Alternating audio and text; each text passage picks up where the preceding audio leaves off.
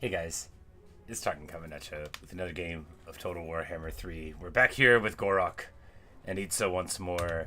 Let me tell you that it's not going super great, but that's okay. We're going to perform this Rite of Awakening because it doesn't cost anything and it's got a cooldown. And it's going to let us access a Slan Priest, which we're going to take life. Yeah, which we're going to take life.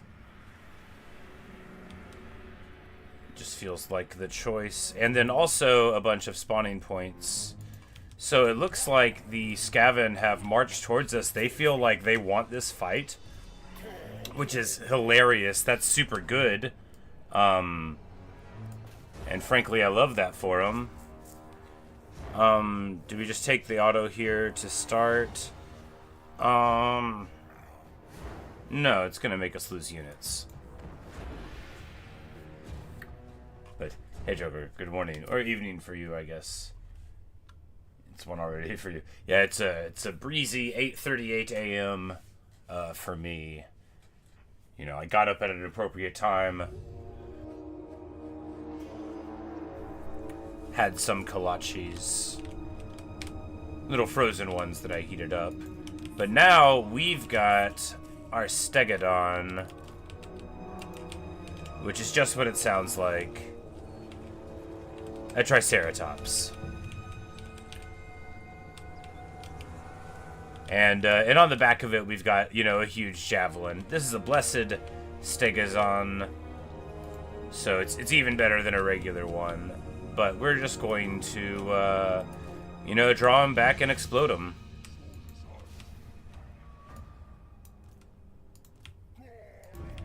Because this is like a very minor force. They can't fire while moving, of course. We just need to get where the warp fire throwers are and shoot at them.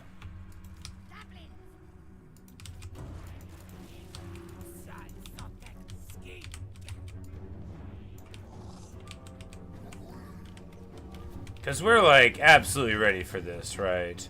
There's a bunch of rats coming, but are we afraid of them? Not particularly. They're running a little quick.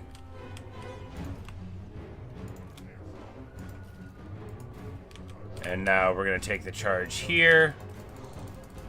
And bust in on the warp fire throwers here and here.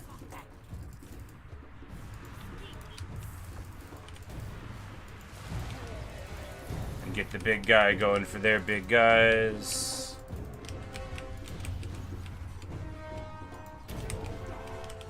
And you guessed it, deliverance of Itza time. Oh, look at the rats. Right now they're fighting, and now... well, less rats. We get around the flank just fine. Fail to get these basties in. And they're in full route. These guys are in march stance too, so there'll be nothing left of them. We just want to go ahead and start getting the heal out. On whom? On these Saurus. They've got a lot of damage there. We're just going to come in here and not give the flank at all. They've got a couple of heroes there. So this is a very nice pull, right? Oh, that heal never happened. That's okay. These guys have lost models.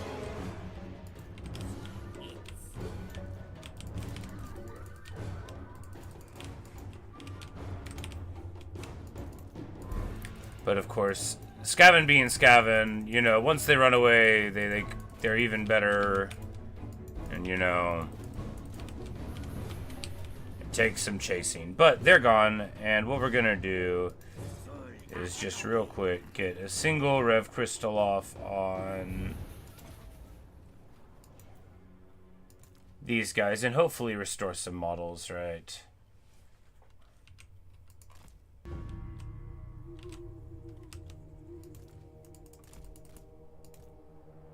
And it doesn't. That's okay. We didn't really take much damage on the heroes. He didn't really take much damage at all, which is what I anticipated. I mean, 76 losses? Really?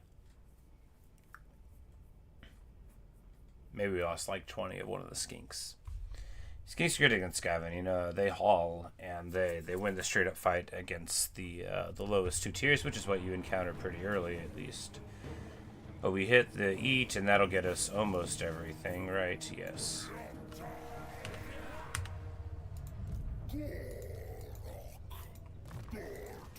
And we get this missile resist thing. No, we continue wearing Charmed Shield, certainly. This guy can use that.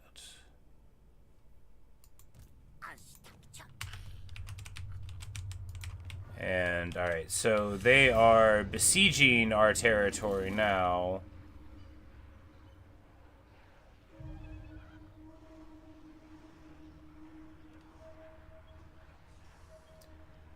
I don't think we need to worry about using this thing, this alignment. Pretty annoying though. Well, the attrition on our forces won't be too fast. I just worry like if Ruckhearth comes over, because this army is bound to be a little scary, and he does have his dragon already, and we don't have like a super great way of dealing with the dragon. However, we'll be able to pop Skrolk with minimal movement, right?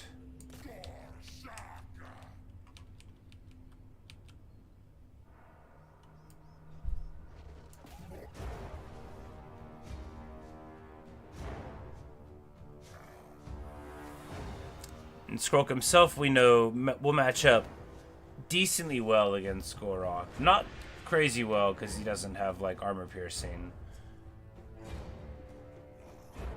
But we'll probably just get, like, a unit of Soros and bonk him. Bok him. Hit him with the bok.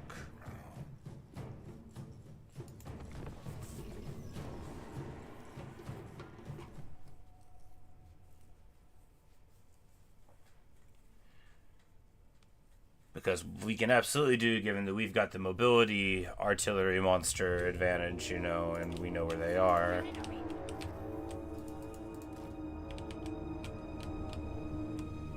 Just back up, and then we'll make them come to us.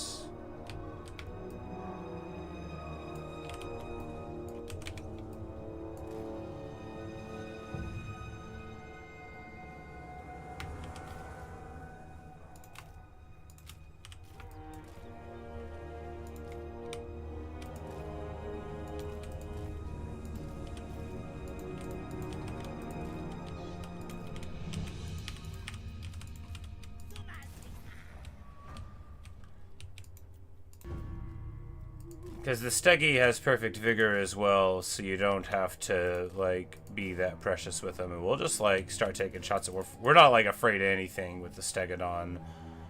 First of all, we can heal him. Second of all, it's like, Stegodon. It's going to be alright. They've got really good accuracy at this sort of task, right? They've got an arc on it. I say they've got really good accuracy. Is there a tree in the way? There's not. Yeah, and just as said, you know, and the other thing is they do, like, good big damage, which assists with cracking artillery targets, which is just what we want. And now, you know, so now that they're, like, in motion really far, you know, we keep on popping them a little bit here. Because we're not like an ultra-fast monster, it's just 50, but we're fast enough to run away. And we can just run back here.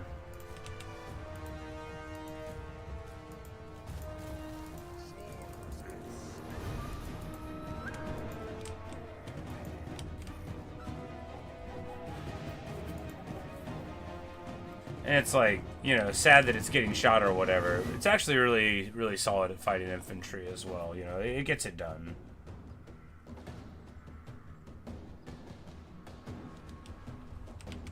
Super heavily armored. We're just gonna back away here and then point there.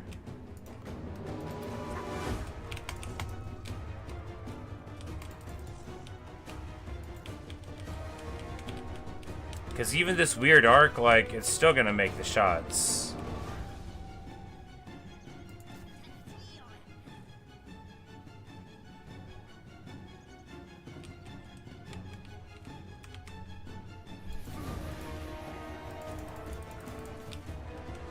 We're just gonna send Gor-Rok up to, like, the center here to fight warp fire throwers.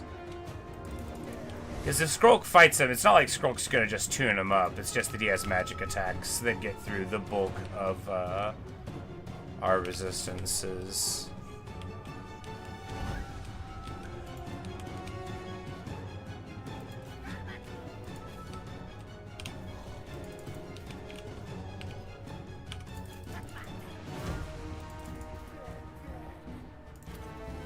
Since he's here, you know, we're just gonna pop our stuff and we're gonna run the monster mash right in. Blessed Stegi gets a huge charge. Man, we still haven't got a single of these heals off. There we go. And if they want to blob here, we're just gonna straight Deliverance 3 right on top of their faces.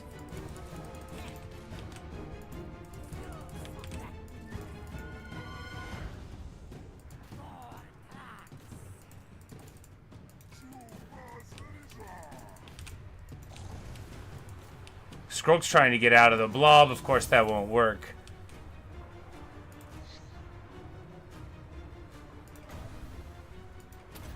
And the 3's going to hit here and just devastate that side. And the 2 hits there. Very nice. This Bastie's 40 seconds out. We're going to send one Bastie up to that Plague Claw Catapult. It probably will never get there. This one onto these Warp Fire Throwers. The bulk of our infantry, of course, engaged in doing nothing. We got a flamethrower on the flank. That's super bad. You never want to let that happen for any length of time. They actually do very good damage, these Scaven flamethrowers. As you see there, that was a full salvo of catapults coming in, plus a spell, plus that. But, you know, we are way too bunched up for catapults, and we are getting absolutely punished by it right now. Terrible stuff. Fortunately, Skrolk has, you know, been totally defeated, I think. Well, on this field. I think he's been tuned up and eliminated. I don't think he's hidden. Nope, no, he's right here fighting Gor-Rok.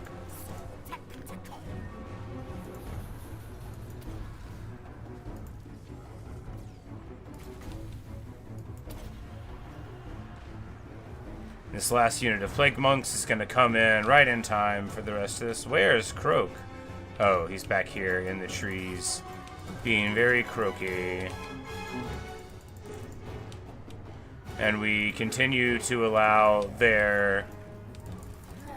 See, this is why I'm so bad at the game. Like, I will just let a Plague Claw Catapult shoot me for a minute and a half. If I can't eliminate it at the skirmish phase at the beginning... I just, you know, I'm like, oh, well, guess we'll get shot. Terrible. Terrible. No, it's probably better than the auto would have given me. But not good tight play. Not tight like a tiger, you know. Pretty poor performance all around. But we get it done. And this is like the trashest of trash Scaven armies overall, right? Because Skrolk, his stuff is like old school. It's not weapons team based really. And sure, you've got catapults to worry about, but ideally you shouldn't let one get, you know. It says 900 value. How is it not more value than that?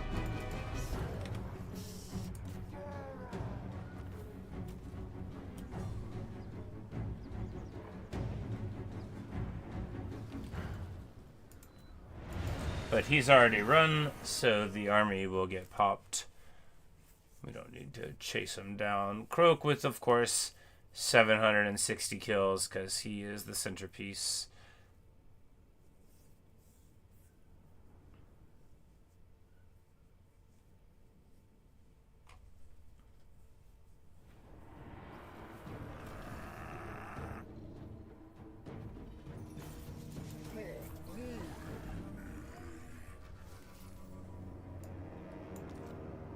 So we get immune to swamp attrition, which is like essentially meaningless, and we get restock, which is not entirely meaningful, although it could eventually be cool.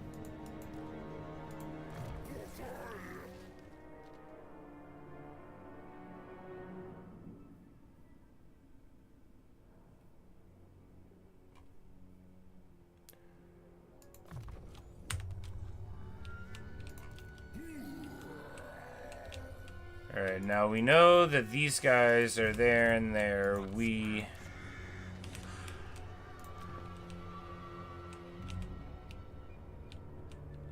Yeah, we have very little choices.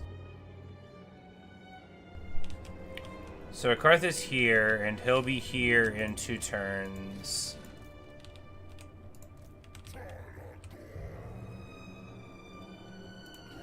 Yeah, we're just gonna go to March, because I bet we can get away with it, because these guys can't catch me in any way, you know, what would they do? We need to get to Sentinel at a time, and then we can trade that to Hinuin, who is not at war with the Dark Elves somehow, because we're also at war with the Awakening, so like, every single one of our neighbors is mad at us, and we can't do anything about it. We might have lost the campaign. Also, we're super broke. You know, but that's what's going on.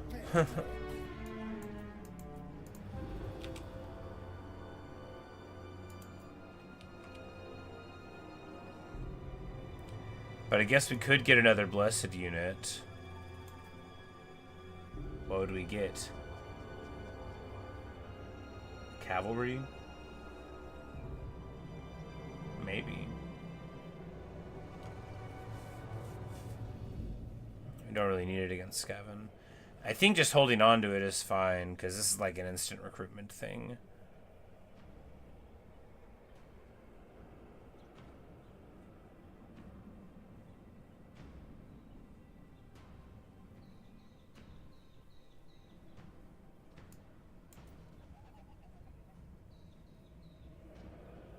So we can go with Blessed Croxies. But I kind of just want a Carnosaur, right? It's kind of what I just want. After all, why shouldn't I have one? Alright, let's see if we lose on the intern. Oh. Actually, it just gives it to us?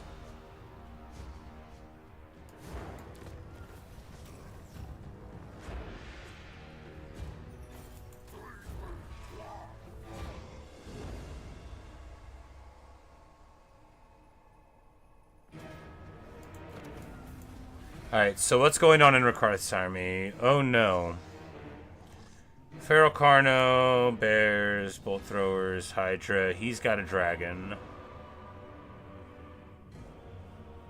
Well, you know. Since we beat Skulltaker and knocked him off of us, we will get our recruitment for the turn. And Rakarth is still a couple more turns away. And the good news is Skulltaker is going to have to go home. I think. And hey, Uoxi gets the very good trait. Because the other defeat on him happened... Was Gor-Rok there? No. That should be a nice trait, though. I mean, 10% Fizz Resist doesn't do so good against some of these foes. But it would work against the dragon. See, that's the thing, too, is this dragon's, like, crazy good. And it probably, maybe, could beat Gor-Rok in a fight, but it won't definitely do it.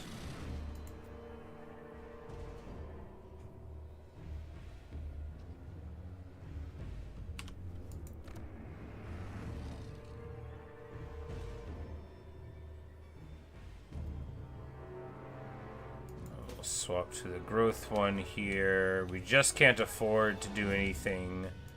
I mean, we probably can't afford to build all these tech buildings, but we have to prepare for success, right? So we're negative 810 now.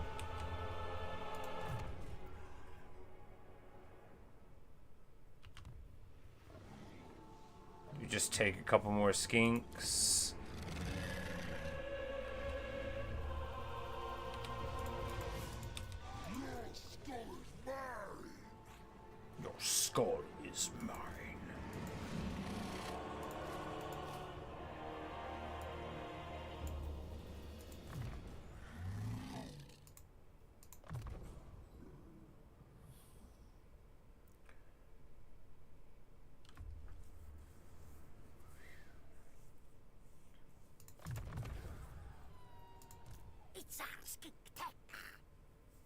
Alright, so Skink Priest gets to get a minor blessing.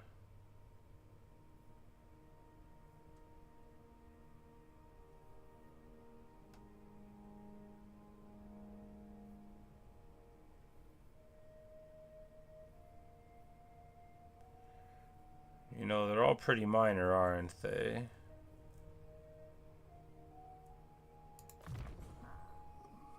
No, we don't need to take one of those then, because we can get Wind Blast and Thunderbolt here, and that is going to put us into a much better spot.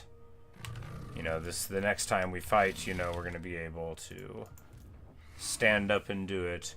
And I'm like, oh yeah, Rakarth isn't going to be fighting our guy, though. He's going to be fighting a Croxy Ancient. Well, you know, we'll have a bunch of Skink Skirmishers to shoot him, hopefully. Oh, he replenishes in Radiant Stance, of course he does. Well, we already have dedicated to this plan. Fortunately, we've made it. Now here, I really need to sack one to get my item, but I think it's more important to not do that right now so that we can get back north and not lose the game, maybe, which is really heartbreaking.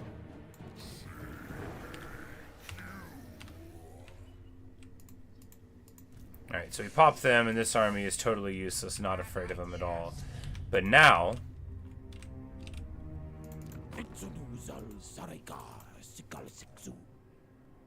glorious military alliance with our friends here.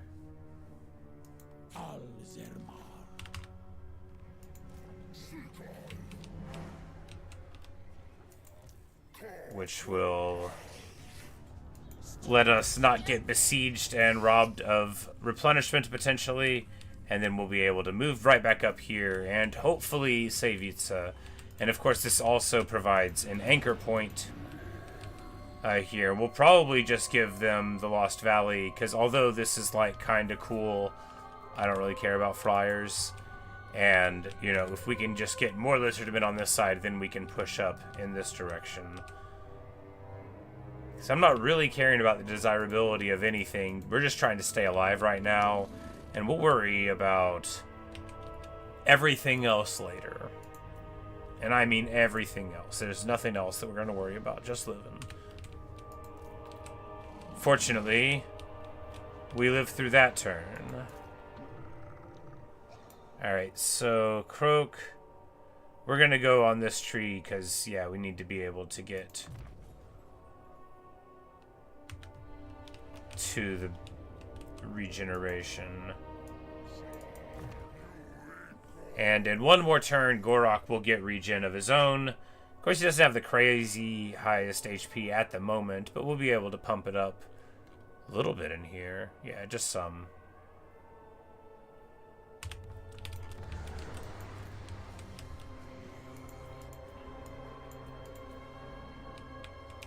And we're going to have a rebellion up here at Oixel, probably.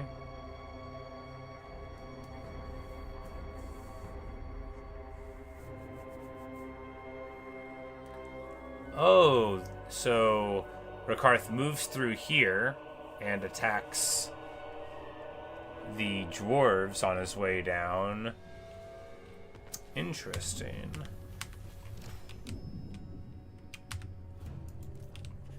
Oh, it was a,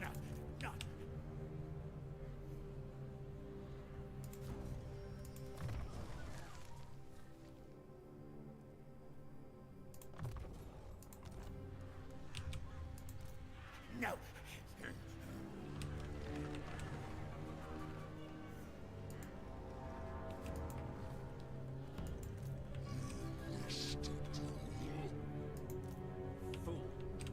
like, how is Skulltaker getting along with everybody but me and these dwarves? That's so annoying. But, you know, we're on our way back.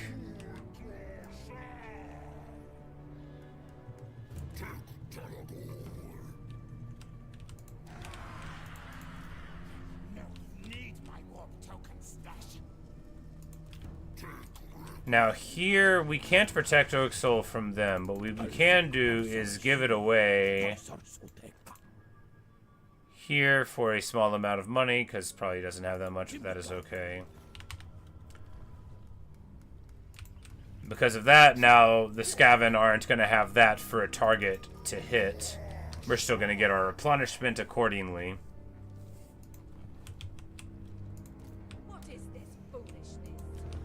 And because they're not at war with Rekarth, that'll funnel Rekarth up this way, or Rekarth will have to trespass over them in order to get to me rather than that.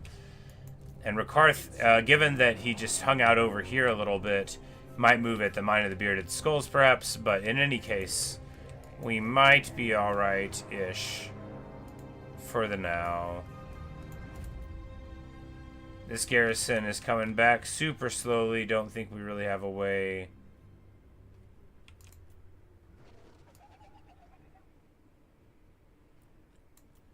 to do anything about it, but in 2 turns we'll get our other wall, and that'll be nice. Alright, we do have enough time for some recruitment here. We're kind of broke. We just take a couple of skinks, then we can put them on the walls to man the towers, so that's good.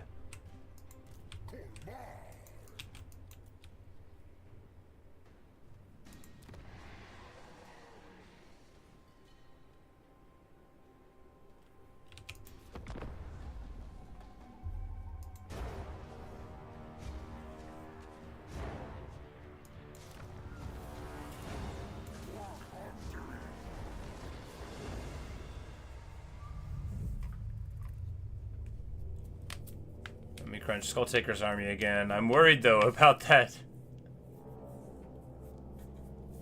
rebellious army of Skaven that spawned there. Like, maybe that's going to be what does me in.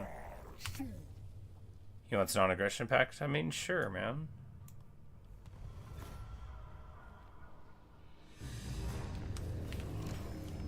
Are we not lizards?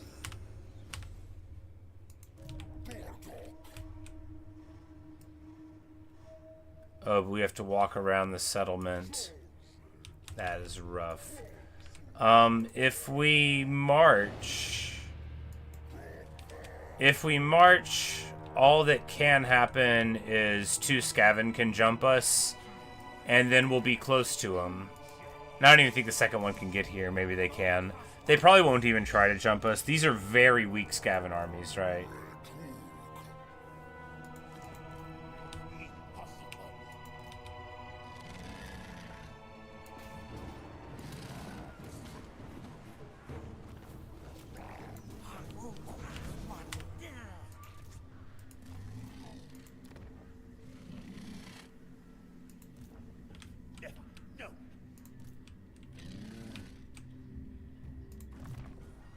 But there we tune up Skulltaker's whole army.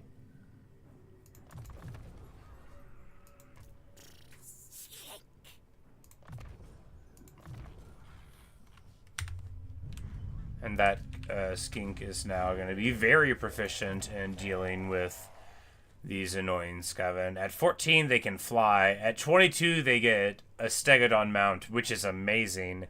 And then they get an Ancient Stegodon mount at 24, which you don't always go to, right? Because Ancient Stegodons have, like, a stronger missile attack, but... And they can fire while moving, but you have, like, a much smaller range, right? It's more like a traditional Howdah type of thing, and it's not like your big armor-piercing ballista. But then you get Engine of the Gods, where your missile strength goes down again, and it's just like a really traditional Howdah, but... That's the one you take, because then you get really cool power. But anyway, the Skink Priests start out weak, and then get the best monsters.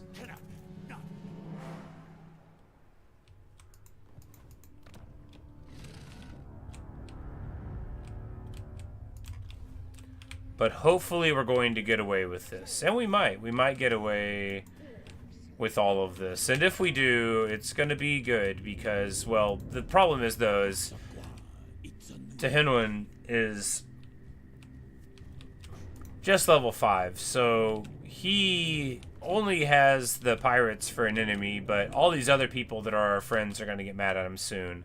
I can't really help him that much beyond protecting his northern border here and feeding him land constantly. So hopefully that'll help him.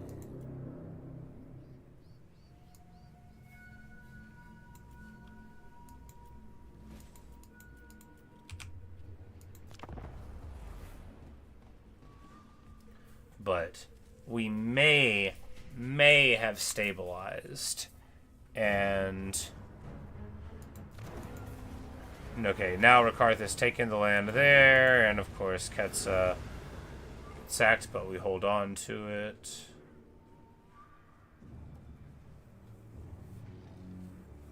Oh, he didn't take it. Well, if Rakarth keeps sacking like that, then we are going to be in better shape, because that at least is going to mess with his tempo moving through. And in 6 turns, we'll have 15% missile resistance for Bastillodons and Stegodons, which is obviously very cool.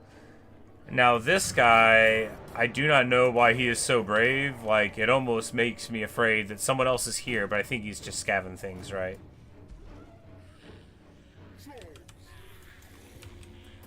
The thing is,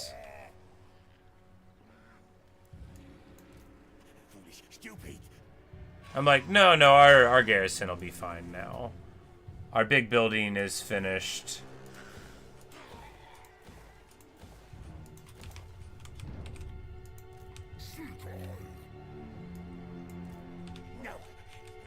I think it'll be fine. Yeah, it'll be fine.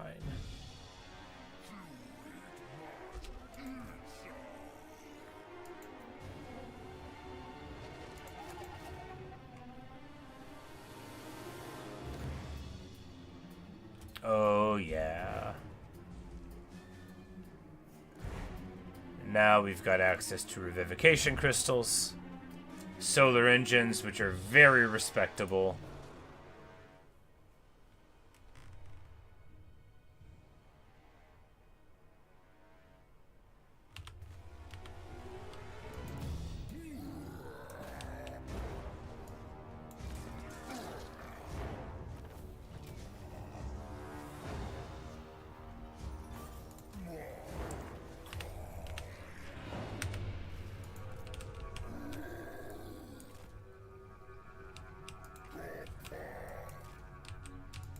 And Gor-Rok's not afraid of these people catching him, so now we're just pushing forward.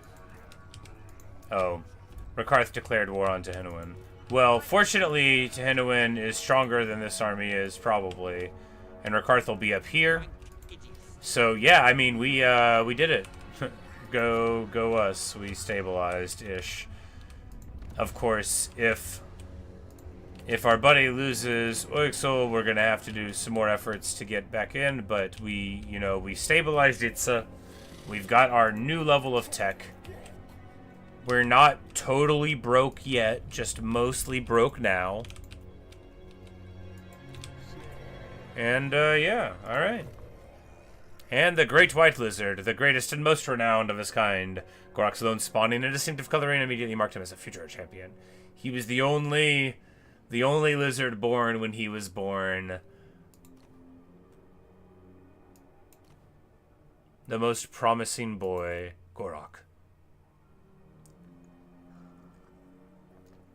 Alright, so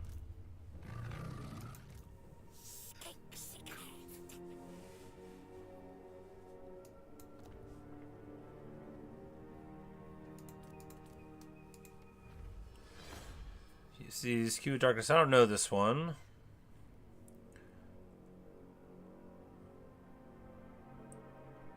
Okay, you just mess with power recharge a bit. But really, it just gives you stock and fizz resist. I think we're going to go for a blue one.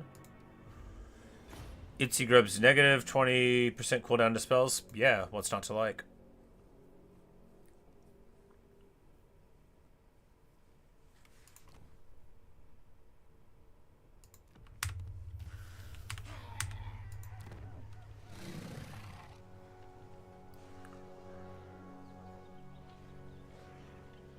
We're going to build this pylon Yeah, we're gonna build this pylon because I believe in the spawning sequence. You know, we're gonna Lizardman it up. We're gonna be getting our blessed dudes. Not a ton of them, but some. Because these units are super good. I just can't prove it by having a lot of them. But I will one day. You'll see. You'll all see. You know, that kind of thing. And eventually, of course, we need to swap a lot of his army around. But as it is, like, it's already quite an expensive affair. Even with very cheap feral Bastillodons. You know, 8 Saurus. But 4 of them don't even have shields. I'd be totally happy to rock 8 Saurus, but not shieldless. Especially not against the Dark Elves, who we'll be having to deal with soon. But Gor-Rok's march up here gets him here right in time to see Alzar's Lord of Rivals coming in. So of course we know we're going to be fighting Skulltaker soon enough again.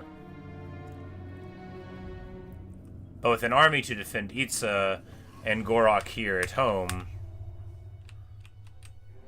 we get an unusual location at Ketsa. A Slanesh one. Not great. 6k to get rid of.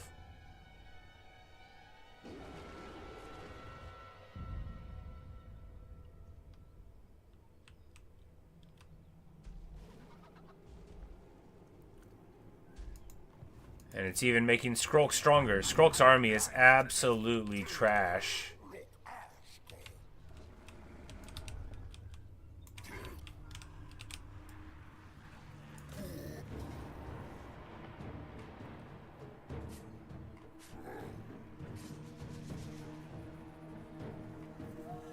Okay, it's gonna make me lose my skinks, which we don't need to have, right?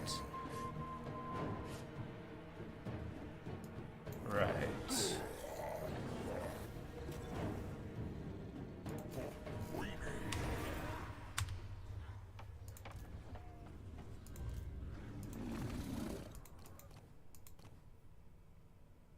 Research rate 10? Sweet.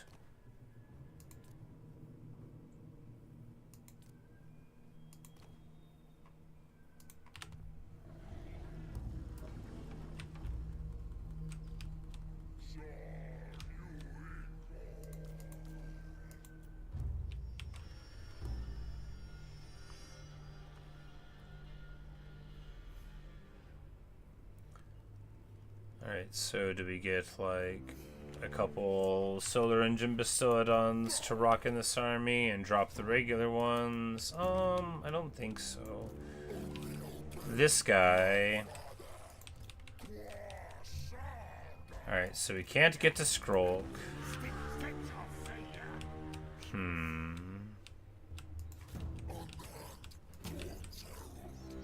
This guy won't be able to crack the garrison anyway.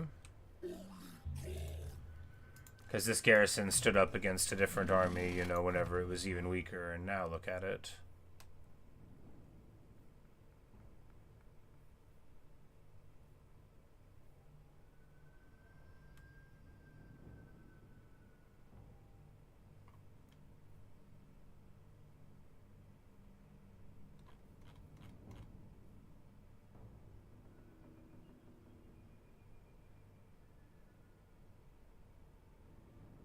Pretty good. Alright. Skink Priest continues to level up. We get 2 points in Chain Lightning. You know, excellent stuff. And we can get our first Skink Oracle. Alright, so... Oh man, this is rough. So Fleet-Footed would be very desirable here. Because these guys are already on monsters. Knowledgeable would make them level up almost twice as fast. Do we go for sheer power? I mean, yeah, because Wayfarer is so good. The ability to start and stop twice as quick just makes you a terror.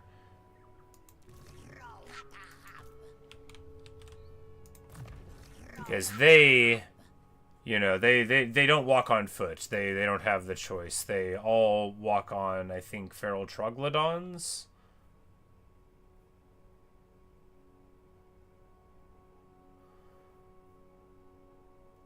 But yeah, so we've got, you know, a yellow tree as well as the skills where you get Life Bloom, you know, you get Wind Blast and Earth Blood and Flock of Doom. So basically an amazing anti-scaven character that also has the growth. You know, they're very cool. I actually love these heroes. Expensive to pay for, right? 560 because they're on the monster. But we're just going to, you know, put it into the backup army. I think you get an additional one at tier 4, right?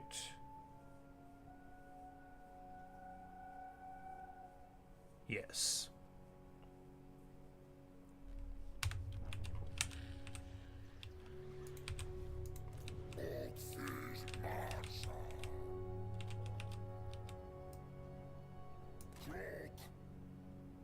Alright, so...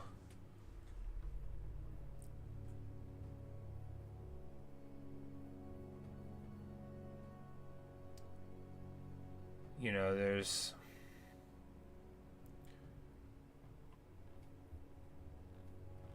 something to be said for holding on to our blessed spawning points, and there's something else to be said for how cool it is to spend them early, and thus get to appreciate how awesome they are. I think Blessed Horde ones will be able to get, right? Fast-moving, armor-piercing cavalry. The alternative, though, because these are really good at standing up and fighting for a long time, so I really like them. They're super expensive, though. We are a little broke. For that reason, well, you know, they're only twice as expensive as a Saurus is.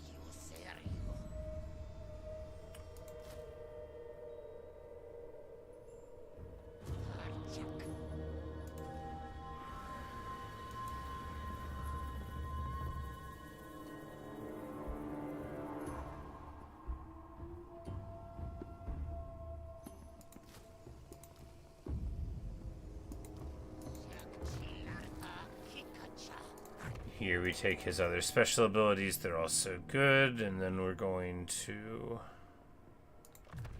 get 10 research right there, which actually gives us, you know, 20% higher than it used to be, which saves us like a whole turn on that one. Feels good. And we should actually move up further this way because we're not afraid at all of this dude.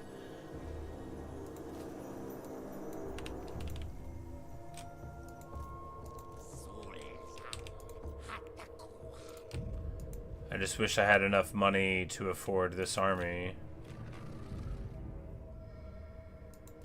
Like, if we move down here now...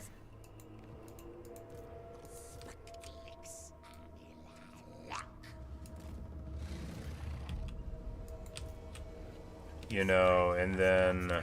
because Skrolk is just pure trash and him. That's his army. So I think with our army here being just like an army plus, you know, then we might be able to get it done. Do we take Blessed Skink Skirmishers? They're only 50 points after all. Blessed Cold One Spear Riders are only 100. Do we need them? I mean...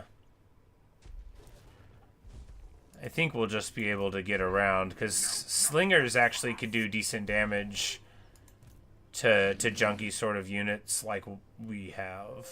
Do we spend our points on this?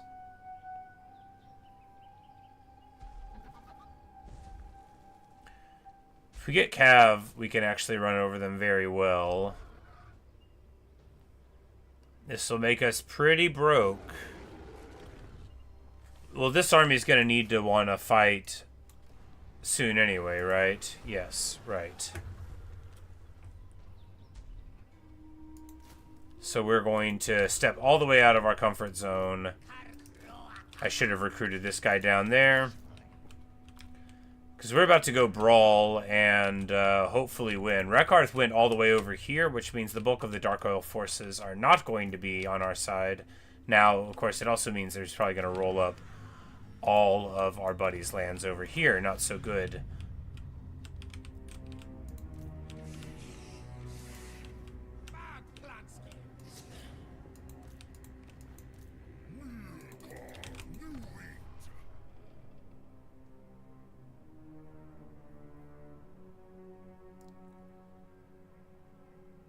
It's like, do we do Rite of Ferocity? No, I don't think so.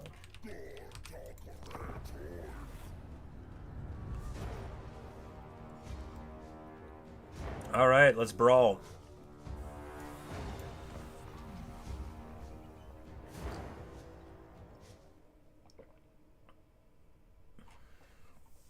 Alright, so this is Skulltaker's army without the Skulltaker. And we're going to trim down a couple of his heroes again, which is always good. One very wonderful thing about our progress in this war is that we're able to keep all of Skulltaker's heroes from becoming immortal.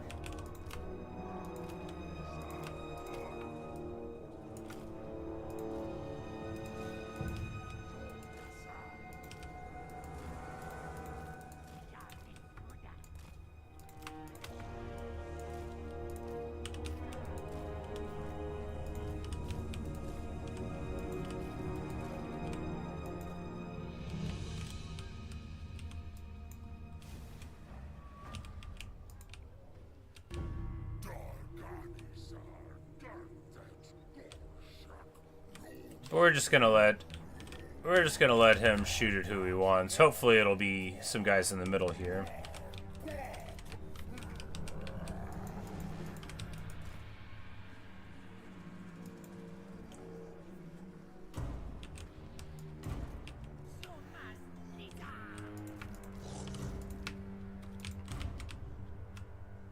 Like, what do you mean they flipped out? Oh, right, because it'll just randomly do it. I remember, you can't trust feral ones.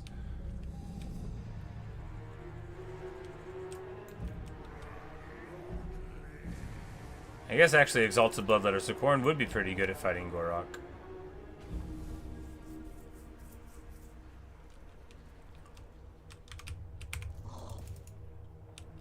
Oh, and they get a summon on top of the skink cohort, of course.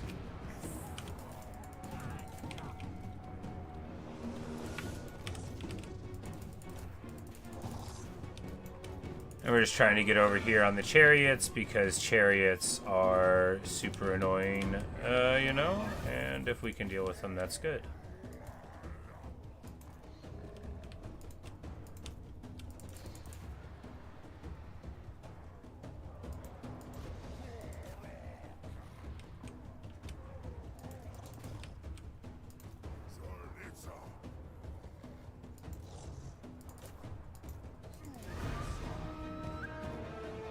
These Bloodletter summons are super annoying because they won't run, right? You basically just have to fight them the whole time. We do get a countercharge in on their chariots, so rather than them feasting, they get hit with our big armor piercers. And then we will Gor-Rok behind them here, so the chariots having a super, super bad time. Not able to get their preferred engagements at all. Shame. Really hate that for them, honestly.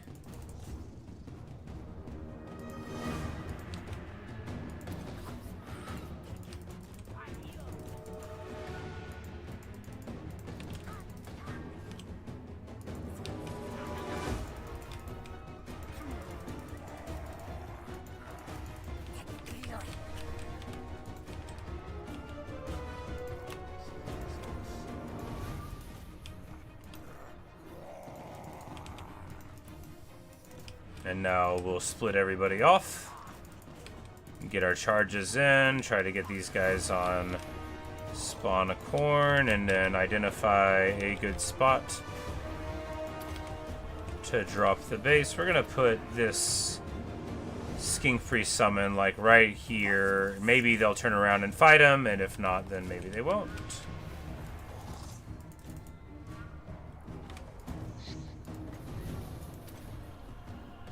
Hit these Forsaken here.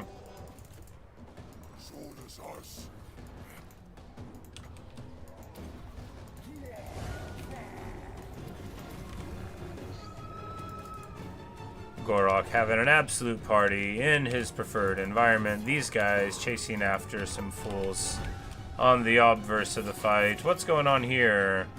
Oh, explosions. Explosions? All to fight a Basti? I'm gonna allow it.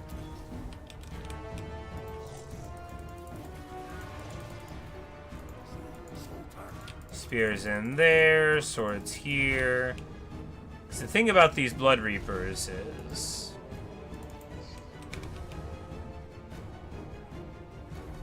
they're locked in here with me, you know, they can't get away now.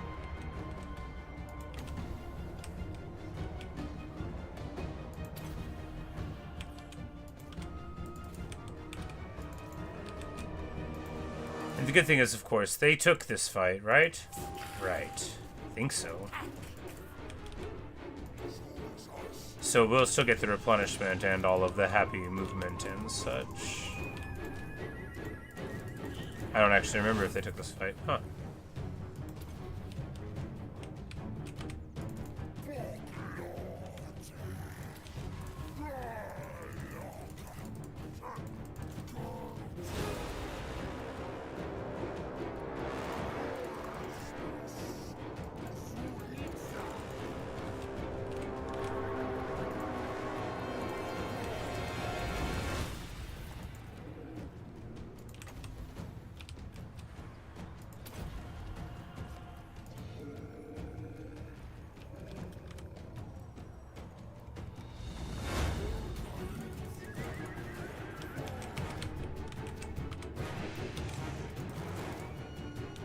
But we just delete them.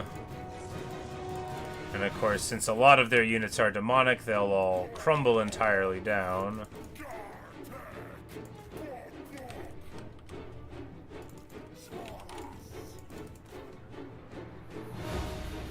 The Blessed Horde ones get in lots of value, you know. They beat up on some chariots and then fought for a while. We didn't really do what we ought to have done with them, but they worked out. Oh, the Skin Priest avatars, given that they're summoned, are ethereal, so they have frostbite magic attacks and pure AP. Actually kind of fun, didn't know. And the big phys resist that comes with it.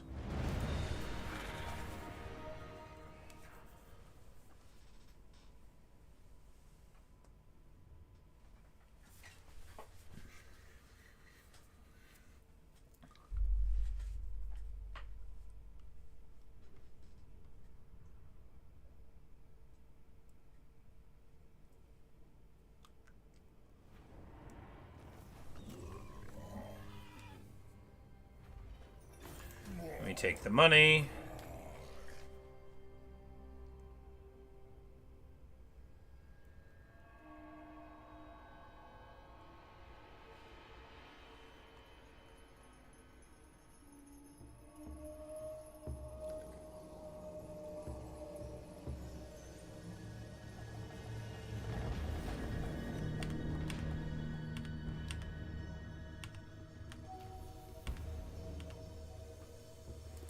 We get a couple choice RORs. And Skrolk is just like hanging out here.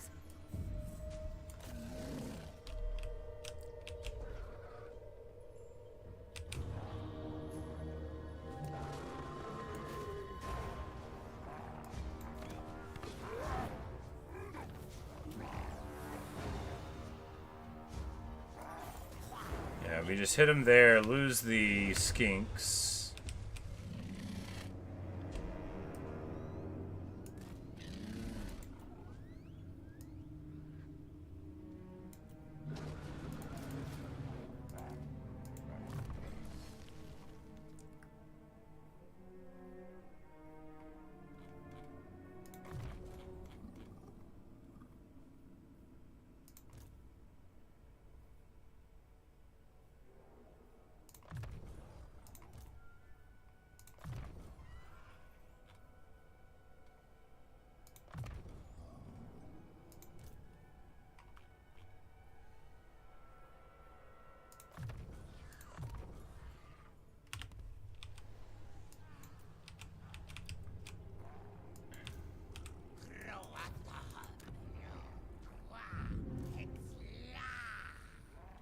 And crucially, now this army has a pretty fast...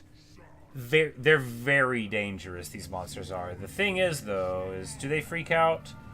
No, they've got the focus instincts. So they're on like a troglodyte, but not a feral one, I think.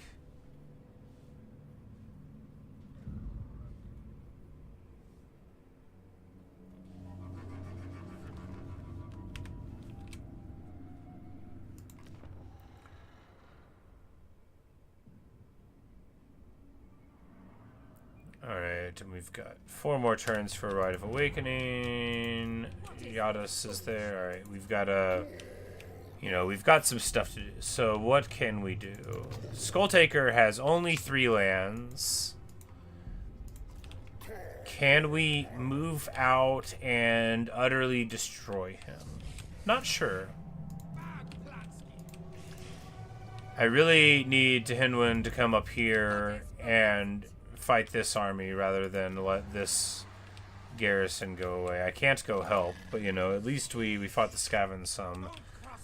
Not having Sabatun though is like, it would have been so good if we could have given it away as well, but I don't think it lined up in time.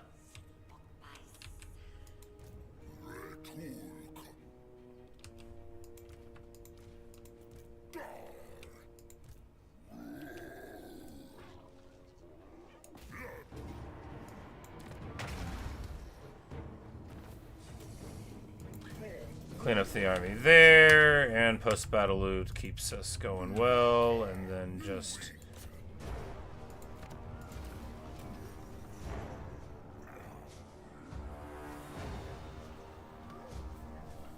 Alright, now do we just take this land, move up to do it, and try to hold on to Itza no matter what? I mean, yeah. If we can't hold on to it, you know, maybe we can trade it off to somebody later. Like, maybe Mazda will be alive when we get up here. I doubt it. 100 Slanesh corruption, it's probably going to be Marathi already. But Gor-Rok, we just need to deal with this Skulltaker problem and deal with it now, right? And if he only has 2 lands left, we can go in and crack him there. And if there's anyone friendly-ish around, which again, probably won't be, then we can hit him up. And if not, we'll just like give some stuff to the Sacred Pools guy, right?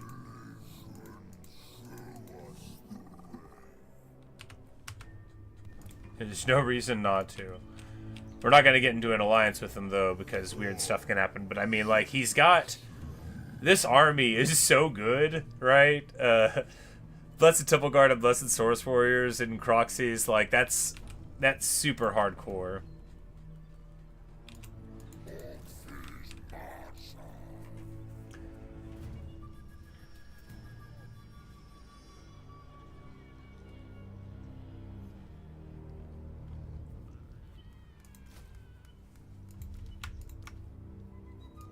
Like, you can't merge Bastillodons. We're gonna drop one of them and get another skink.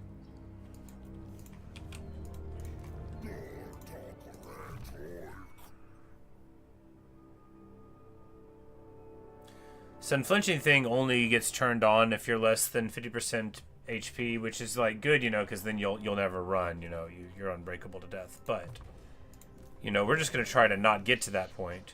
Hey, there's our region.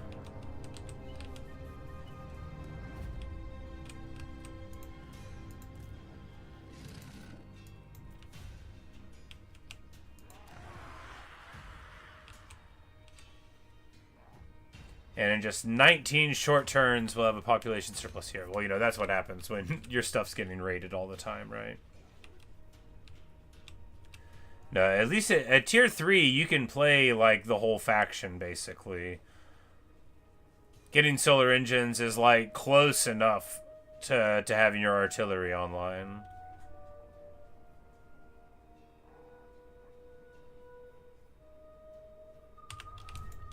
Alright.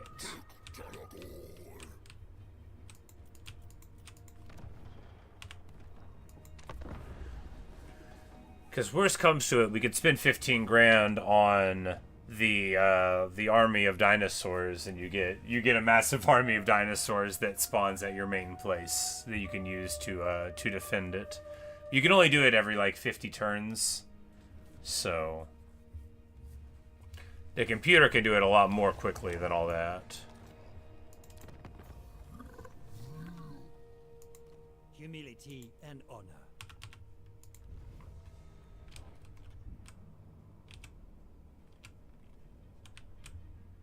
Alright, so Tehinwen does get up there. If we can No, it's too far away. If we can... See, this is sketchy. We shouldn't do that. So we don't know how big their garrison might be or anything like that. What we should do...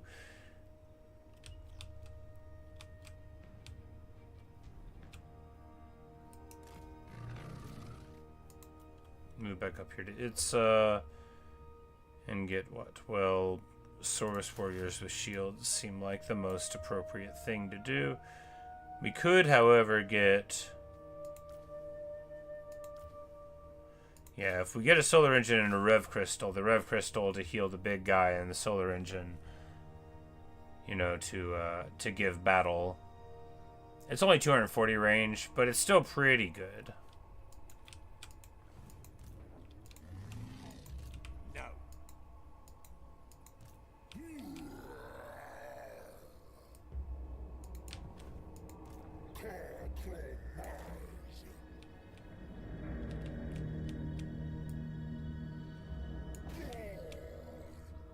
And we're, you know, we're just gonna bite the bullet, take the attrition pain, and move up, because otherwise, you know, we just lose too much time doing it.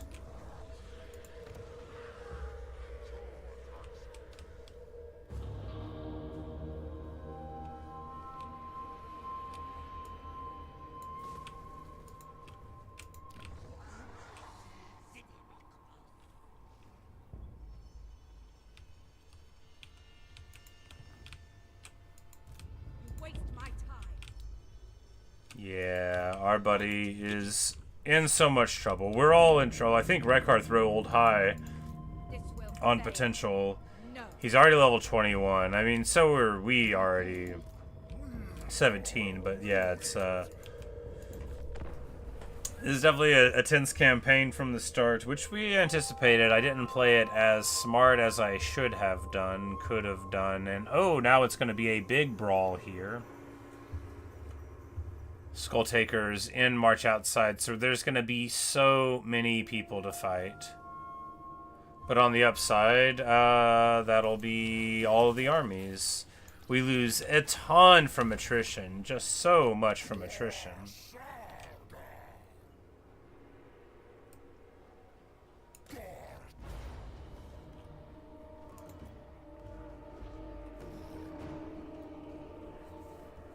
But we get a settlement battle.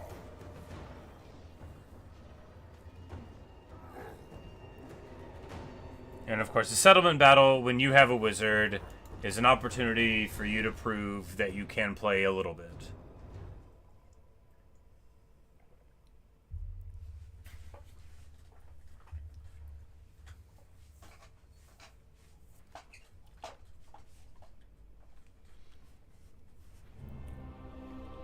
So Skulltaker marched to get inside. And these guys will be over here.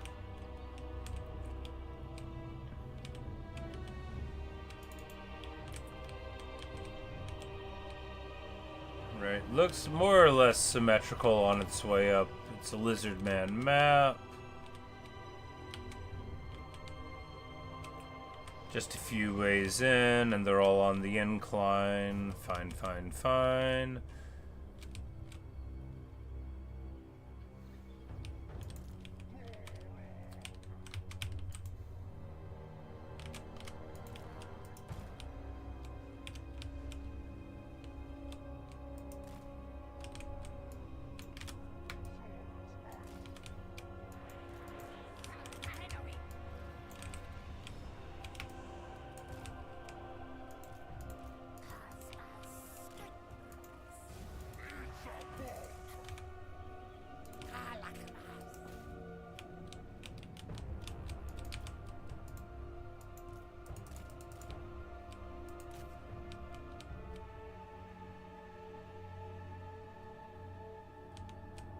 It's like, what if I just walk up to the front with Gor-Rok and challenge them to duel? What if we do that? Alright, we've destroyed the tower is the good news. Bad news is they've taken the bait. Alright, we're gonna pop all of our abilities, and actually I think Yeah, I think they're afraid of me.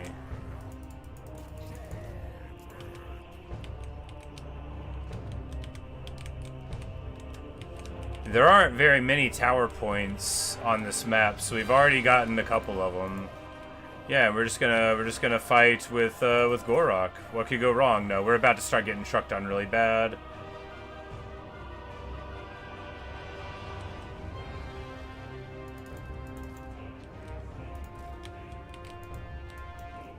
You should probably try to leave.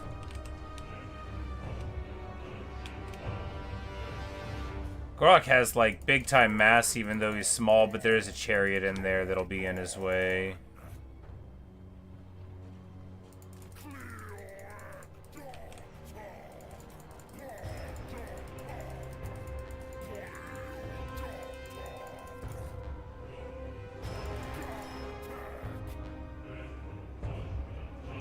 But, you know, if the chariot wants to be there...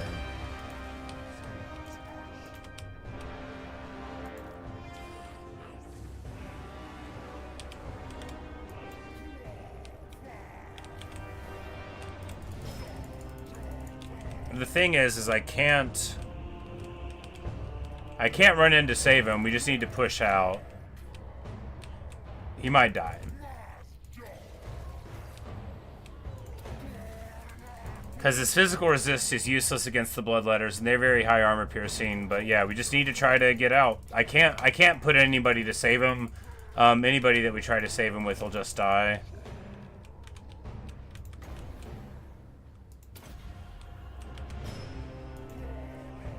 You know, I should have thought of the Deliverance of Itza, though. I'm like, we could just use the spell that'll hurt them, and then run away. Because Gor-Rok's fine, right? He's got, like, the most ability to heal. He's fine.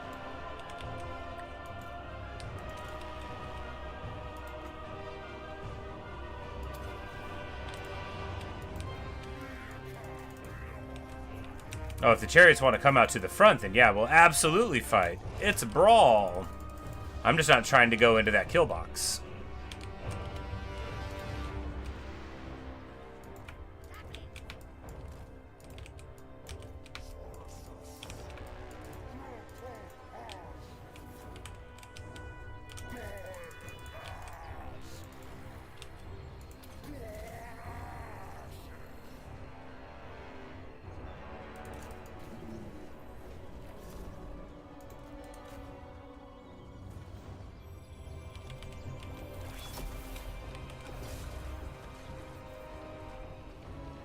Gor-Rok calmly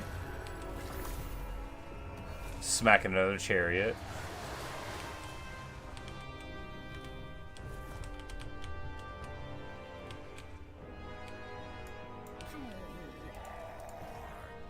Because we're going to want to go this way to attack the flank. If they want to come out the front, we'll be able to respond to that quickly enough.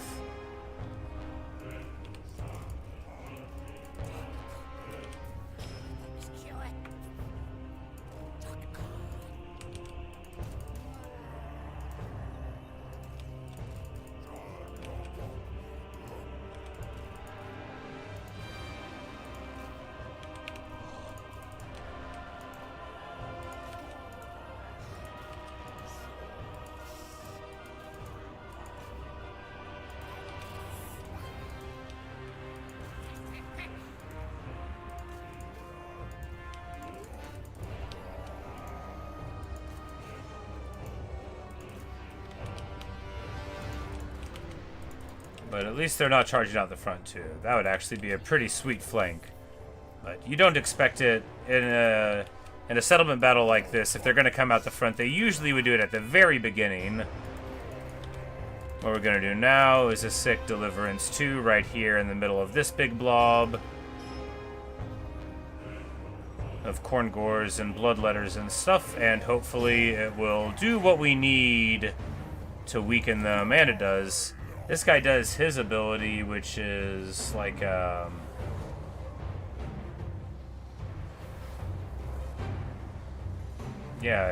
a sweet AoE damage, Mortis strong thing. Very cool. But, you know, We're just gonna bonk them over there.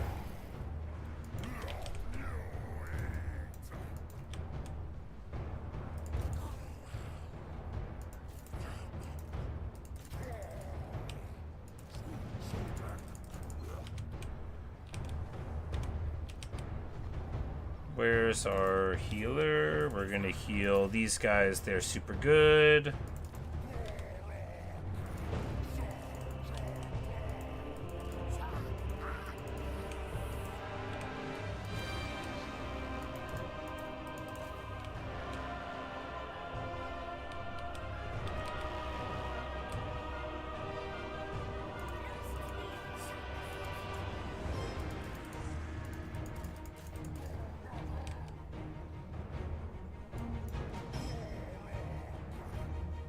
Alright, Blood Speaker gets popped.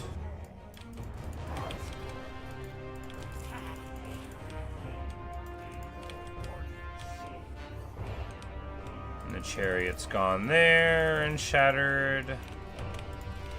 Dismantlement of corn. Hey KP, good morning.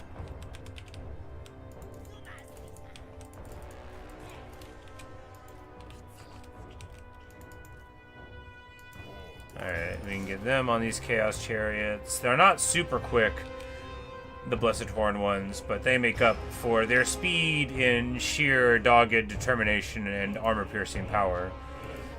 Their thing is just they have very good stats, so even when you fail, or even when you fail the charge, or whenever you're, like, done charging, you know, they still get the power in.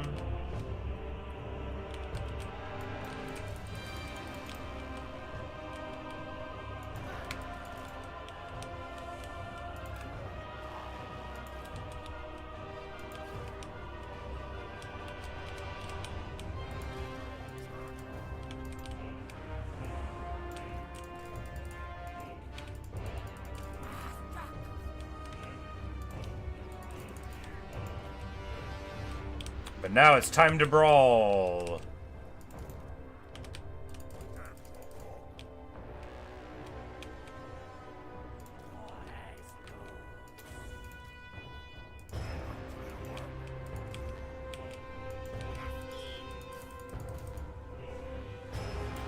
Charging into Forsaken of Corn feels smart.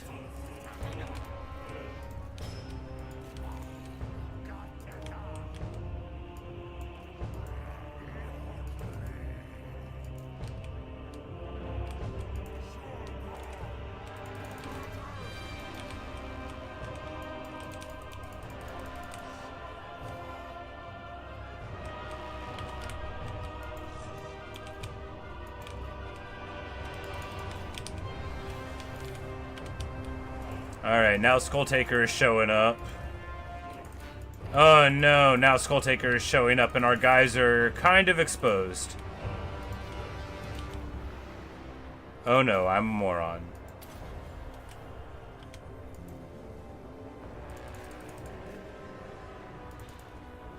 But we're gonna hit a huge Itza here. It's gonna just delete... Well, it's gonna do a lot of damage to a big blob. And then we're going to throw our huge ward save in. And then our heavy hitters will be in before too long. I don't have very much wins left at all, right? Yeah, I can just do one more spell. We're going to do it right here. And all the rest of it will have to be good, organic, fair power from the Lizardman.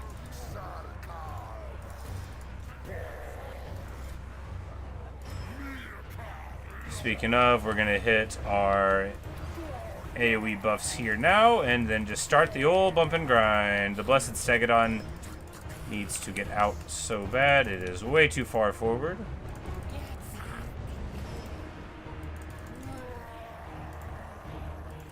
Skulltaker's in the center here, so we're going to move everybody towards him.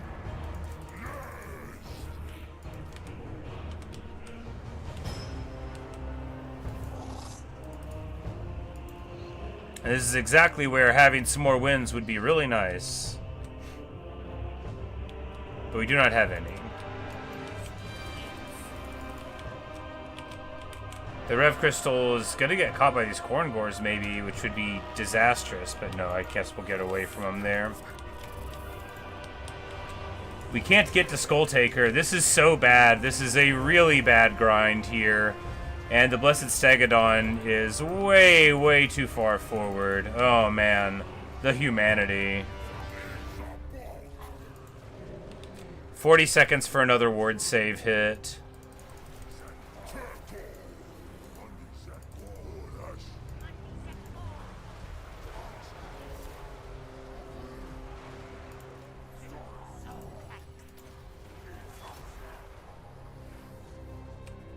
Oh, this guy's fighting Corn Gores. Well, hopefully he'll win. Oh, we told him to stop fighting. Well, that's bad.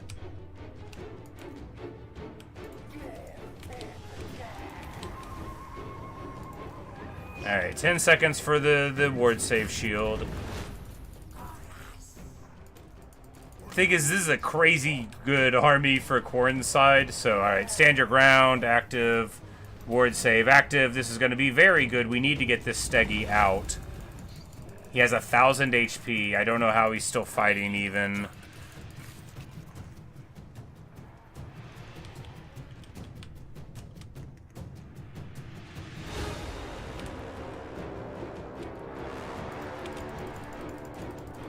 Stop turning around and go right here, please. Oh my goodness. Why won't he just leave?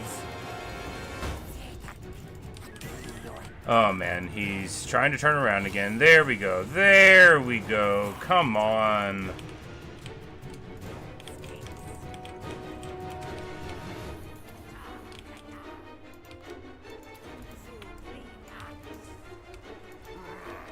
Alright, so our Blessed Horned ones are fighting Skulltaker, I think, and just getting demolished. This is so bad. This is so bad. We don't have anything going on here.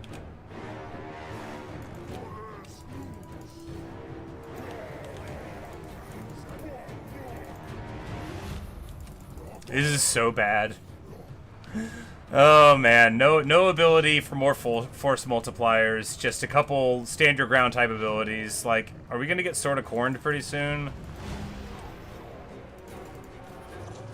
Our Feral Bastiladons are charging around, losing. Oh man, this is so bad.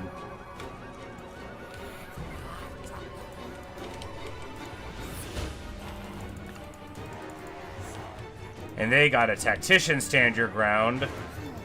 Alright, 40 seconds for our own. Little bump there.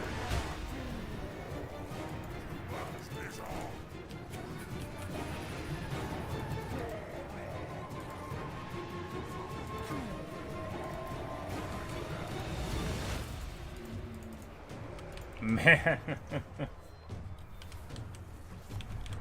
Hey KB, you say you watched the Wii vid last night. VOD, do they use Fortune for seeds? Yes, absolutely.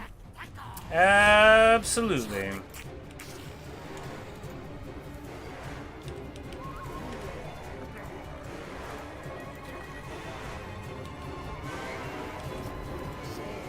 Alright, and there's our Shield of the Old Ones again.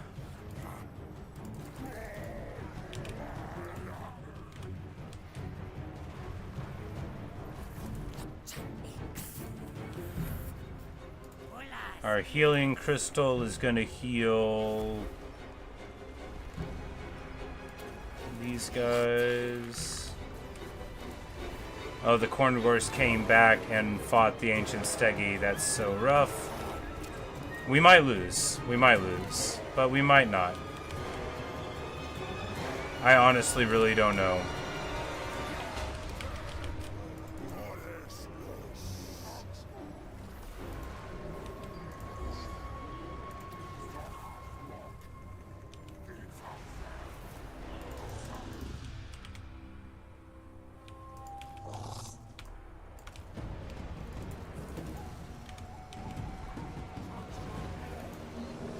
We just have Croak in there, like, doing his thing.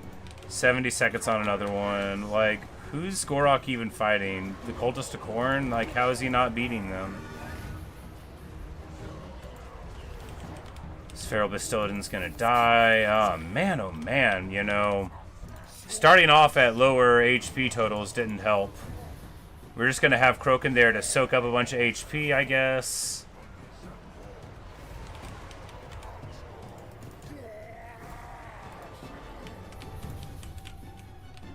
You know, because this is their whole army. Like, all we have to do is win, somehow win.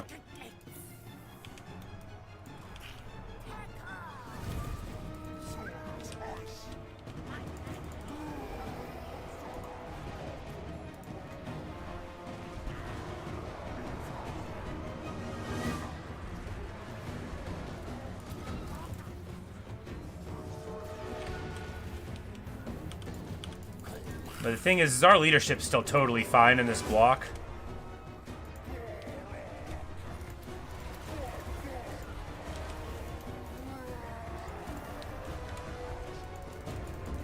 And somehow Skulltaker, who has 1,000 listed HP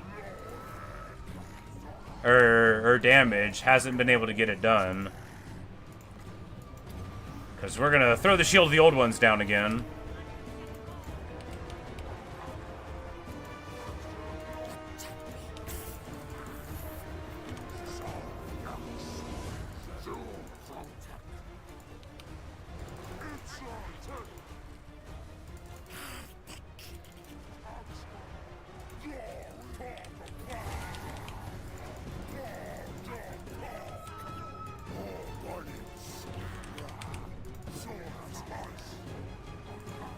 But that's the thing about a whole bunch of Saurus, is they're really good actually. Man, if we had more magic, then, you know, we would have kept on blowing up this blob, but, you know, Skrolk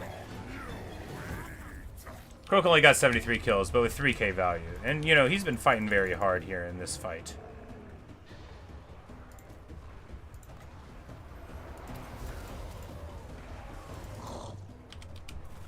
And we're gonna heal this Basti because he's very beat up, and 10% more HP will be nice. Yeah, this is absolutely insane. But the thing is so Gor-Rok has 70 melee defense, right? So even with the 115 melee attack of the big guy here, Skulltaker doesn't always deliver a hit.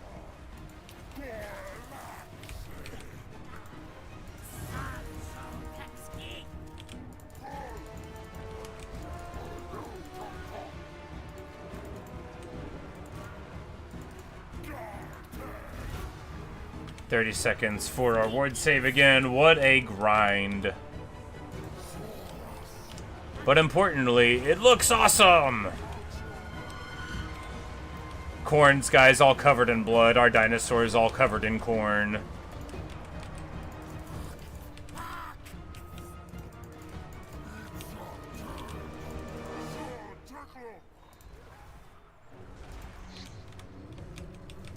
Eight more seconds for the Supreme Shield of the old ones, and a 40% ward save on the blob is crazy good and is in large part why we're still alive here. Also that I guess Sword of Corn isn't in this army. Maybe that's like a mortal ability. Because you would think that he just would have dropped the base from above on us, but we're still here. Yeah.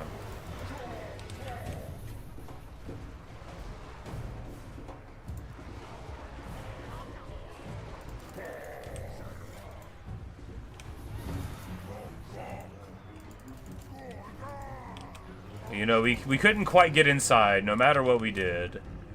But the Rev Crystal acquits itself super well. We're going to heal this guy so he can get back in.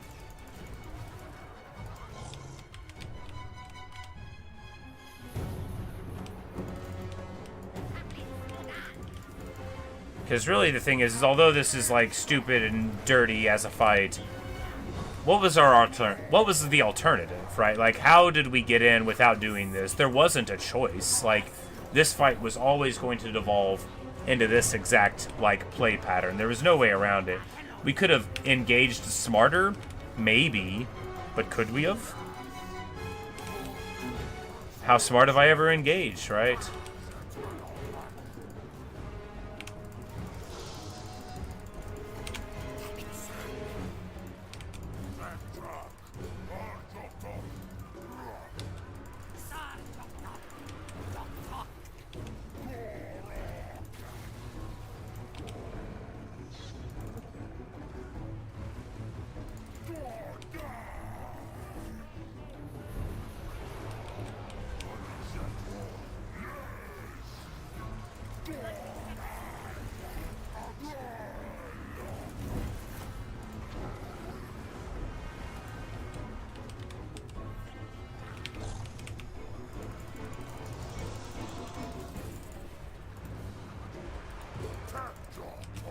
But all we need to do is get, like, a terror route.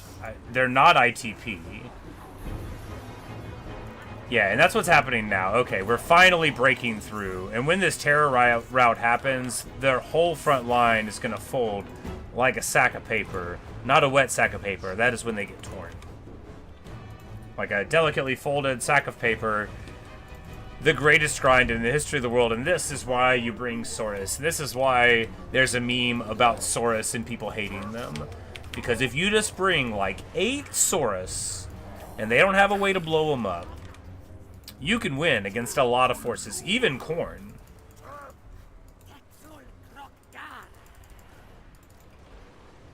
Even Khorne.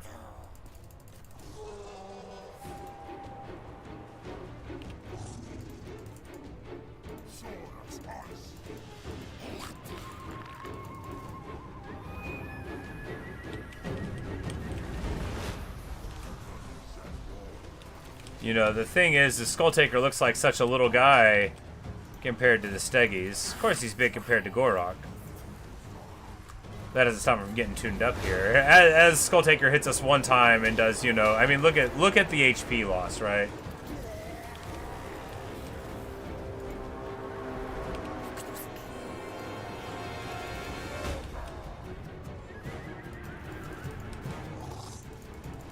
But the thing is we're inside now. He's not getting us out of here. And if he hits Gor-Rok too many more times, oh my goodness, we need to run away. And just feed some spears to him. But I think they're army lossing. Yeah, they're army lossing, and he's not unbreakable. There we go.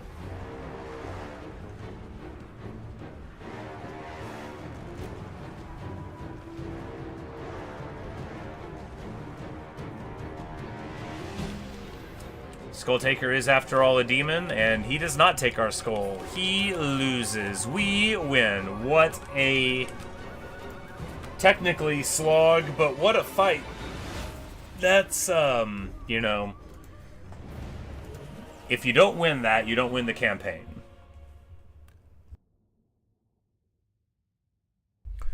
We definitely used Lord Kroak's magic too early. We should have waited for really massive blobs in the late term to explode. You know, getting, 3 units of warriors is nothing if we could have got 8.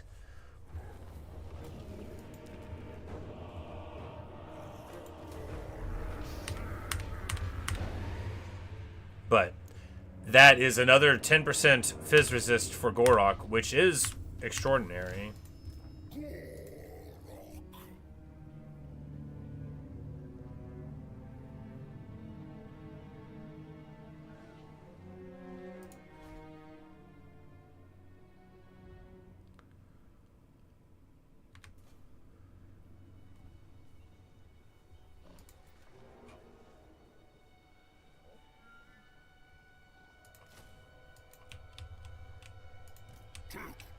And now there's only one land left for Skulltaker, and we'll just make it work. Now, Billy's going to try to take Chakwa.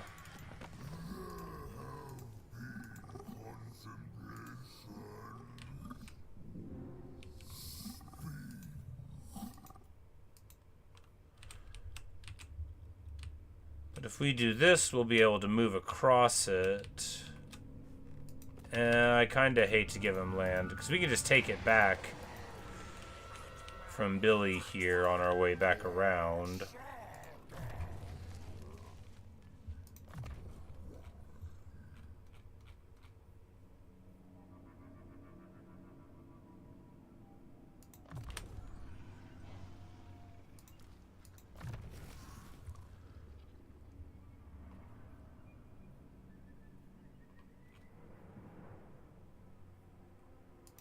Five wards save for the hero's army. You know, we really should be taking these. Yeah, because getting a 50% cooldown reduction on that would make it, a 1-minute thing for maximum greatness. But, yeah, getting it done. And now all we have to do is continue to hold on for a brief period longer.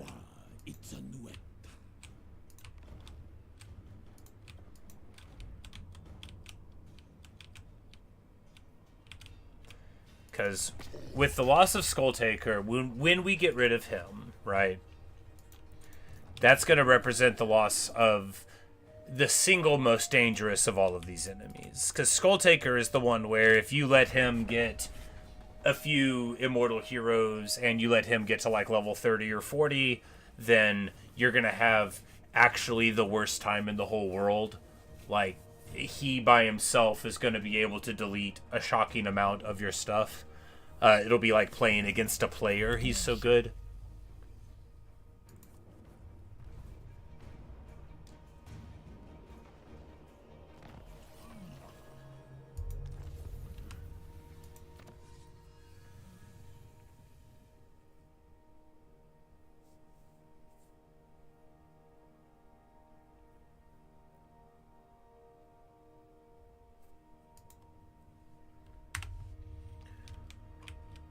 Go that way for cheaper beasties in the long run if we can get it. Can we get to Waddle in time? No. In which case we will...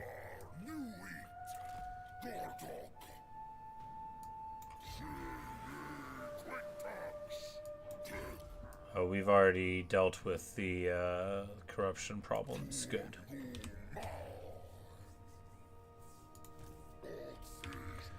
So we'll be here, we'll be able to get there in time. One turn of recruitment will not be enough to save him from our righteous fury.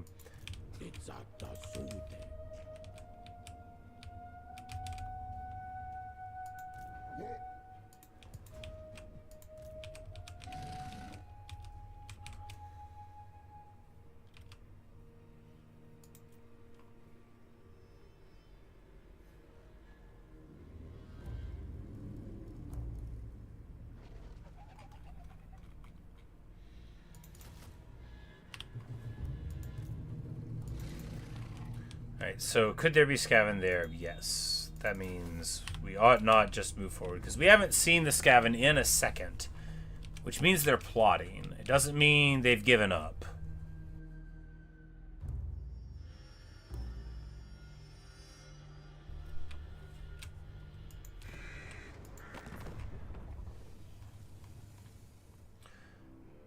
But, you know, he still just has the 4 settlements, so he hasn't absorbed anyone.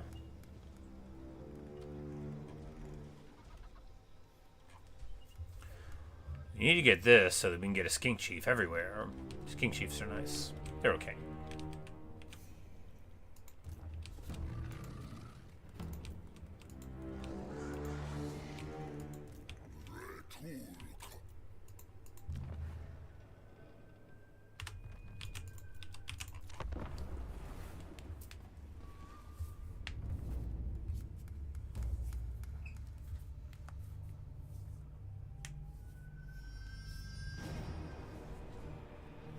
Yikes. 3 carronades, 4 mortars. So this actually represents a pretty scary army for us to fight. But look, it's all ranged, right? So although it is scary, it's like, well, I guess we'll just try to move in on it.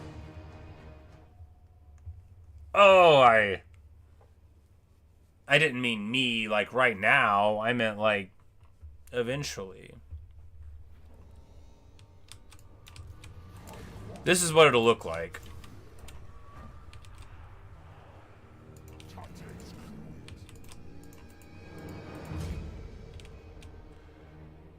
We're gonna try to dive here on the mortars. We're gonna try to get in, and we're gonna see if we get in anywhere. We might actually. Oh my goodness. Okay, so these fools maybe are going to allow us to pop their artillery. Maybe. You know, I don't think we'll have enough time, but it was a nice stream. But we might get a...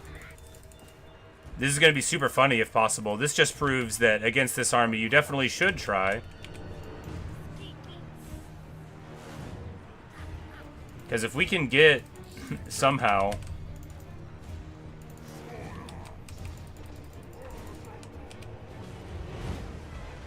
No, yeah, the next artillery bomber thing came in, but these carronades, though, yeah, unfortunately, we get army loss before we can get them down, but clearly, if we had tried a little harder, if we had come in through the trees or something, but hey, you know, getting them beat up a little bit, showing that this army against a garrison that was healthy would totally be worth fighting, right?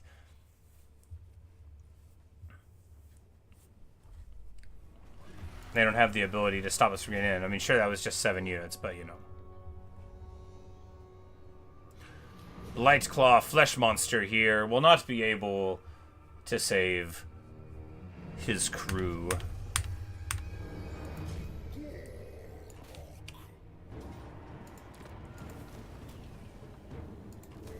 And with that, the end of the Blooded Wanderers. Good absolute riddance, right? Oh, and now the mask is here.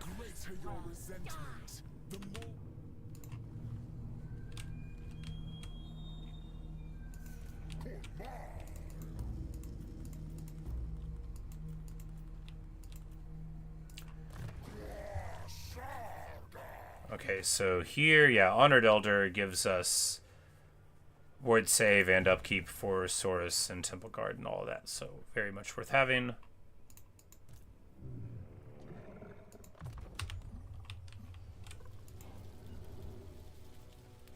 We can get riders. They're not really worth doing, in my opinion. The Air Force for Lizardman is more of a multiplayer type of thing. Now we know this garrison will be totally fine. Why do we have those? Oh, an outpost. I'm like, why do we have 20 guys in the garrison now? Very cool.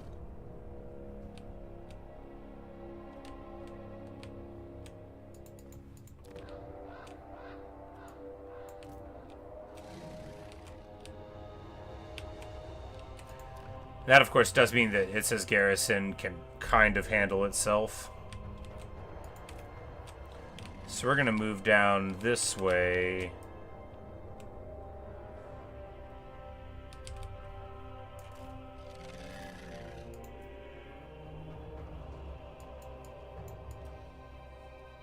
So the thing is we're still, like, pretty broke, right? And that is theoretically a problem.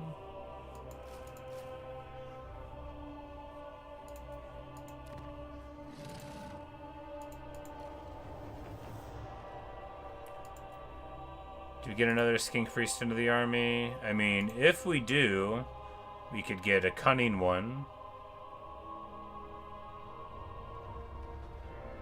For the old ambush success chance. Or we could get this guy. I mean, a Manticore summon could be cool. Yeah.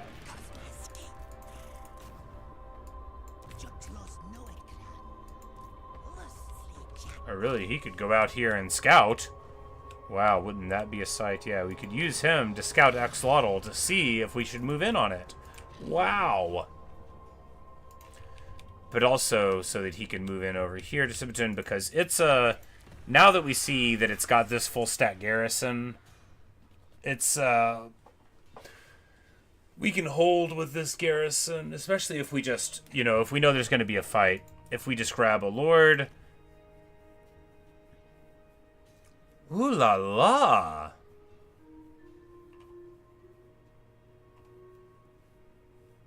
Okay, so this is like a hand Slon.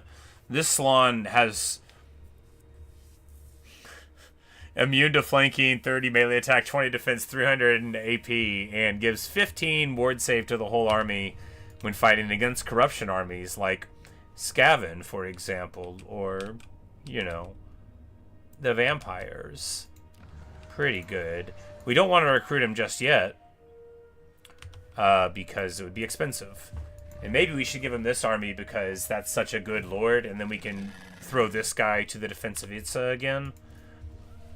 This army doesn't need, like, a Kroxigor Ancient at the top of it, right?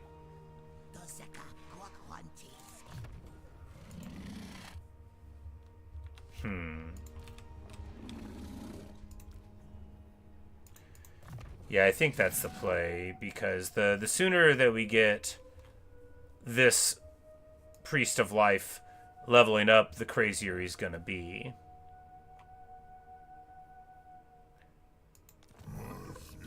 And the other dude would be very nice as a general, sort of. Ooh, and they get regen?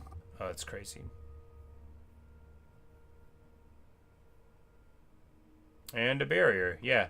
Okay, yeah, sweet. And of course, we just go down spell tree. All right, awesome. Good deal.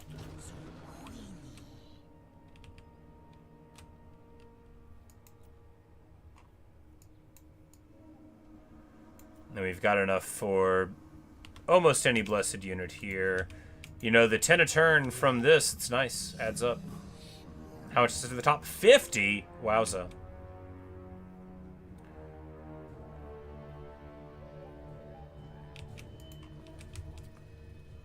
But alright, you know, this is actually amazing, right? This is as good as we could have hoped for a result.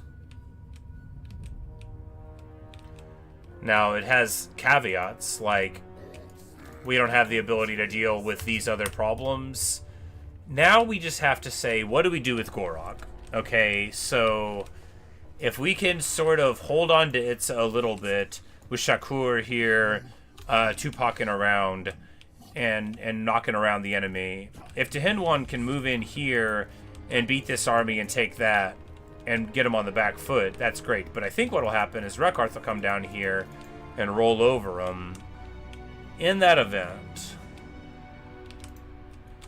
if we can just take Gor-Rok's army up here and eliminate the mask right now, while they have only 3 places to be. We could even make friends with Cathay a little bit. I don't know.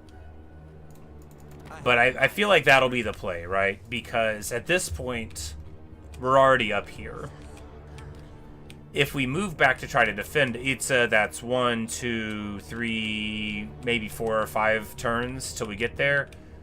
Whereas we could eliminate a whole dangerous faction by doing that. And probably hold on to Itza. We know Rekarth is the #1 danger to us, and he's over here. All the way over here, so we can't get there in time.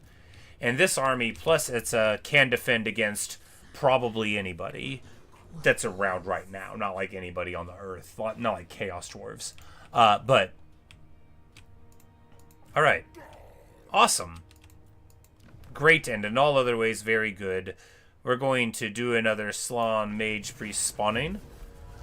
And I mean, honestly, I just feel like taking life every time is right here.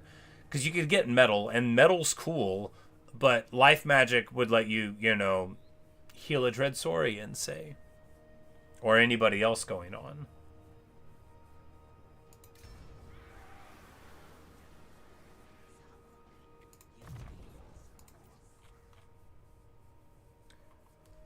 Oh, and this is a 2nd generation life Slann, so it never miscasts, and it has 1,000 barrier hit points and 40% greater spells. Alright, yeah, so, that's right, I remember that they changed the Slann. I hadn't played since. They're all pretty good, huh?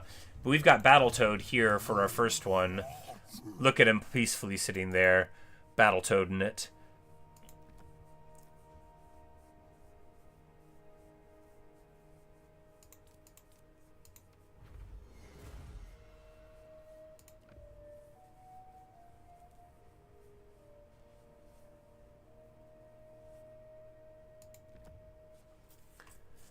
Yeah, because this dude, you know, it's not crazy stats, but immune to flanking with, you know, 54, 57 magic attacks, big armor piercing. He's a caster, right?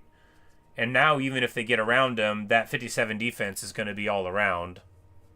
You know, you get your regen, you get another 1,000 or 800 barrier points pretty soon, you know, talking real money.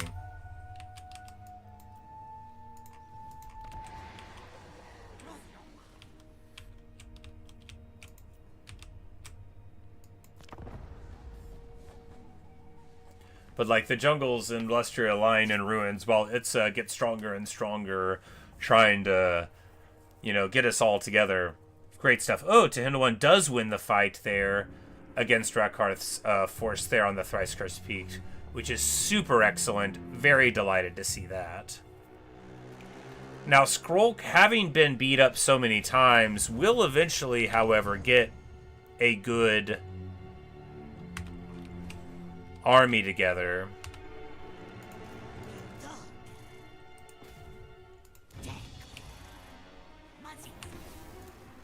Oh, these are the minor scaven here. Okay, well, that is good news. In which case, we will...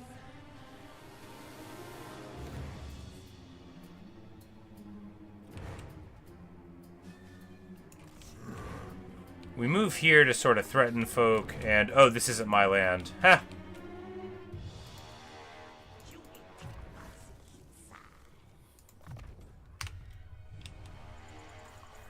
Because against a non-elite Skaven force, we've got to figure, you know, that a block of 5 Saurus warriors with just a little bit of follow-up is going to be enough against the sort of trash that we saw earlier.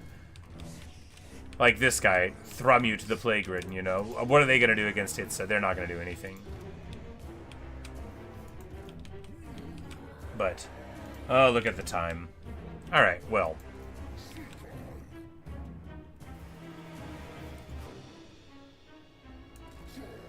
But yeah, we're just gonna move on the mask and bushwhack them, and that's what we're gonna do.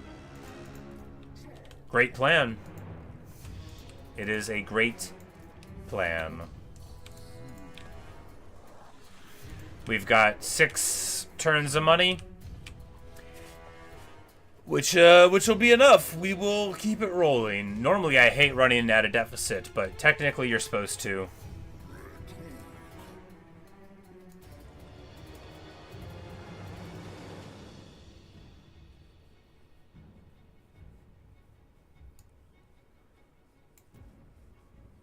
But we've got access to tons and tons of stuff through the pool. I am worried, like, Mask gets to be a scary fighter, I know from reputation. I haven't dealt with him personally. I imagine we can just, like, send a bunch of Saurus at her if Gor-Rok can't get the job done, like, if she has super high attack and, like, magic attacks. But, of course, against anything without magic attacks now, Gor-Rok at a super comfy 35 Fizz resist without popping any abilities. You know, he already had a big chunk. And then the Avenge the Skullus, you know, can't argue with that. But anyway. Look at the time. Look at the time. That is all I've got for you right now. Thanks for watching. Thanks for listening. Really hope you've enjoyed. This has been awesome and is just what we needed. If we didn't win, you know, it's Total War. If you don't win every fight, then you might lose. But, you know, that massive blob against Skulltaker and dealing with him as a threat here is magnificent. We have to figure that Skrolk rolled low on faction potential because we haven't seen a single good thing from him yet, but maybe we interrupted him early enough to cause him issues. But, you know, we're getting it done. We've got one ally, and Tehindawan... Maybe the lady bolted because that, yeah. But yeah. That was a great time. We saved beforehand, didn't we? We're going to check anyway. Yes, it has the name Itza, which means we saved it. But yeah. There you go. Later, KP. Good hanging out. You say you enjoy watching this game? Well, I'm so glad, you know. A lot of the more cinematic aspects of the battles are lost when playing them because you can't, you know, if you try to, like, look at the spectacle while you're fighting it, you probably are going to do pretty bad. But, you know, it just depends. But I sure love it. And it's always cool to share with other people, and I'm glad you enjoy it. But anyway, that's all I've got for you guys, and I'll see you later. Later, KP. Later, Joker, if you're still around. Later, everybody in the future who may be watching. And, yep, well, see you guys.